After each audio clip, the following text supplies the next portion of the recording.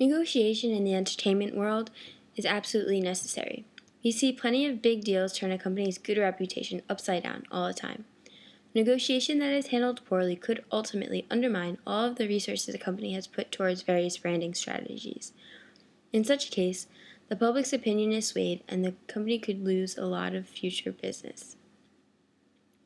Kelly Clarkson had an issue in 2006 regarding the use of her songs on American Idol. Fox News reported that she refused to let her songs be used by the television program that launched her entertainment career. The reasoning behind this decision is unknown. It certainly didn't make any sense because if Clarkson had allowed the use of her songs, it would have opened up several revenue streams for her in terms of licensing royalties. Clarkson's decision made it appear as though she was better than the show and didn't want to share her success. Several of the American Idol employees were upset with this news. They felt as if they were the ones who boosted her career, so the least she could do was allow new contestants to perform her songs. There are young artists out there that voted for her and were inspired by her. Not being able to perform her songs on the show would be heartbreaking for fans that would like to pay a tribute to her. It might have demeaned the status of American Idol that Clarkson was refusing to cooperate. The employees of the show know what the public like. They are experts on what is commercial and what will be most efficient to market and profit off of. Idol employees may have felt a multitude of negative emotions, including betrayal, anger, and disappointment.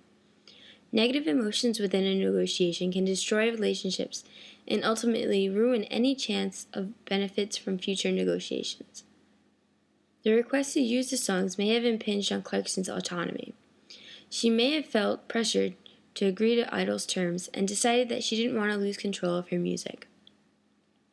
This could have added to the negative emotions on her side of the conflict.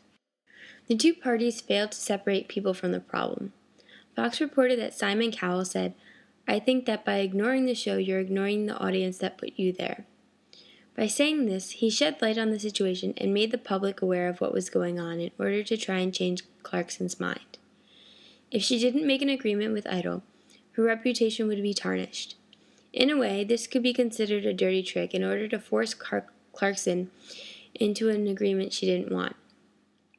The Augusta Chronicle reported that in an interview the year before, Clarkson said that she didn't want people to only recognize her and affiliate her with the television show. It is understandable that she would want to be recognized for her other accomplishments outside of Idol. However, winning the show was her first and most memorable accomplishment. It would be hard for the public to overlook that. The problem was that Idol wanted to use her songs, but Clarkson didn't want to be so affiliated with the company. If each side understood the other's concerns, they could have worked towards a mutual beneficial agreement.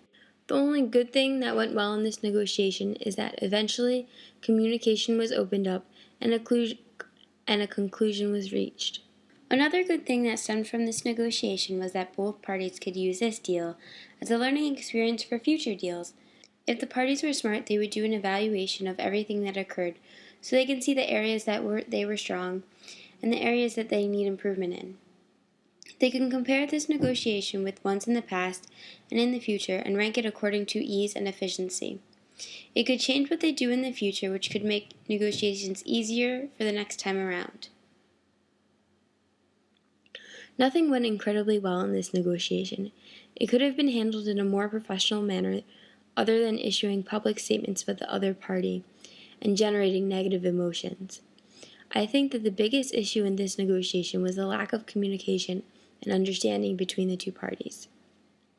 If they had sat down together, built up affiliation, appreciate each other, and addressed the other three core concerns of role, status, and autonomy, things could have gone differently. In the end, an agreement was reached and Clarkson's management team negotiated with Idol about which songs they could use on the show.